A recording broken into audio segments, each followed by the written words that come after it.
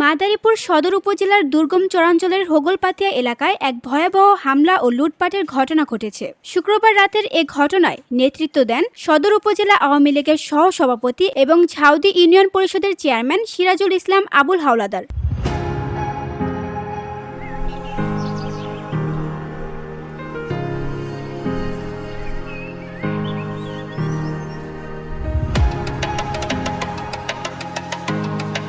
স্থানীয়রা জানান, এলাকার আধিপত্য ধরে রাখতে আবুল হাওলাদার গড়ে তুলেছেন এক লাঠিয়াল বাহিনী। চরাঞ্চলের মানুষের কাছ থেকে জোর করে চাঁদা আদায় করছেন তিনি। চাঁদা না দেওয়ায় শুক্রবার রাতে হোগলপাতিয়া এলাকার আক্তার ব্যাপারী ও গিয়াসউদ্দিন ব্যাপারীর বাড়িতে হামলা চালানো হয়। হেগলাকে 70 তালে আমার কিছু না, হেগলাকে আমি দল করতে জানি দেখে আমার চাঁদা আছে, আমি চাঁদা দিই দেখে আমার বাড়িঘর দল বলে কোবাইয়া তো শেষ করে মনে করেন 10-20 লাখ টাকার মাল ক্ষয়ক্ষতি করে নিয়ে গেছে। ঘরে টাকা আসছিল, পয়সা আসছিল, জিনিস সোনার দেওয়া আসছিল, তা আমরা দেখছেন ভিডিও করছেন, সব কিছু করছে। এরপর মেয়ে ছেলের অত্যাচার করবো, গরু বাছুর নিয়ে লুট করে খাই হেলাইব, জবা দিয়া আমার মারি হেলাইব, এই ভয় ভূতে দেখাইয়া মনে করেন দলবল নিয়ে এগুলো করছে। শামিন এখন, মিরাজ এখন, কিবরি এখন, লিটন ফকির, রেকাই ফকির, এবার হ্যাঁ পোলাপান আছে 8-10 জন, আর উপরে দলবল আবুল চেয়ারম্যান হুকুম দিছে, আর হুকুমে মনে করেন এইগুলো সব জিনিসগুলো এগুলো হয়েছে। ওরা লোকজন আইয়া আমাকে বাড়ি হস্তনস্ত করে, এরপর বাজে বাসা গালাগালি করে, তারপর পিস্তল ঠেহাইয়া আমার তো টাকা লেগে গেছে 2.5 লাখ, আমার বড় 2 বড় স্বর্ণ লেগে গেছে, আমাকে অনেক হস্তনস্ত করে অপমান করছে, অনেক টাকা পয়সা করছে। স্বামীন এখন করছে, লিটন ফকির করছে, এখন পোলামান সব কিছু করছে,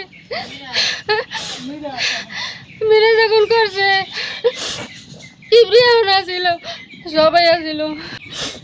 এগুলো ওরা সাদা সুদা চায়, এরপর আমাকে বাজে বাসায় মনে করেন হস্তনস্ত করে, এই কারণে আমাকে ওগুলোকে করছে।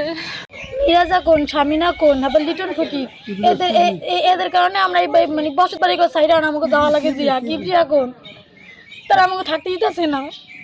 আমি সন্ধ্যাবেলা সব কাজ কইরা রান্না সময় চড়াইছে, আমার শাশুড়ি কোলে আমার ছেলে ছিল, এর মাঝে ওরা আইছে সব পাতির আলিমারি সব কিছু ভাঙে তছনছ করছে, আমাকে উপর অনেক অত্যাচার করছে।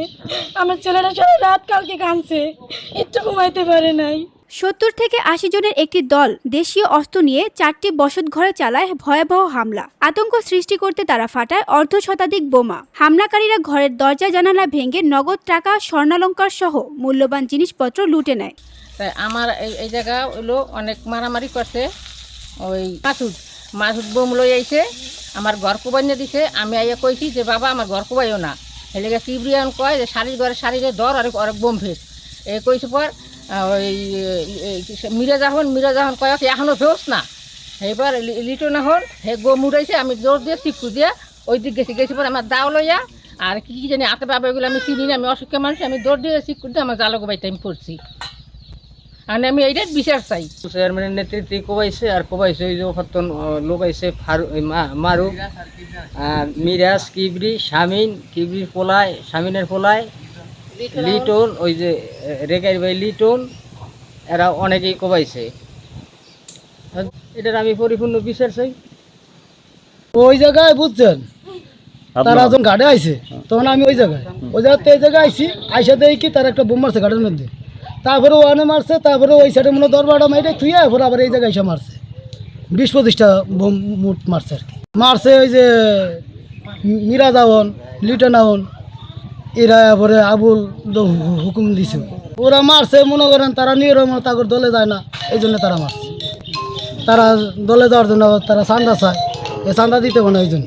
স্থানীয়রা জানায় তারা এখন আতঙ্কে দিন কাটাচ্ছেন। তাদের দাবি প্রশাসনের হস্তক্ষেপ ছাড়া শান্তি ফিরবে না। এদিকে অভিযুক্ত ইউপি চেয়ারম্যান সিরাজুল ইসলাম আবুল হাওলাদারের সঙ্গে যোগাযোগের চেষ্টা করা হলে তাকে পাওয়া যায়নি, তার ফোনও বন্ধ রয়েছে।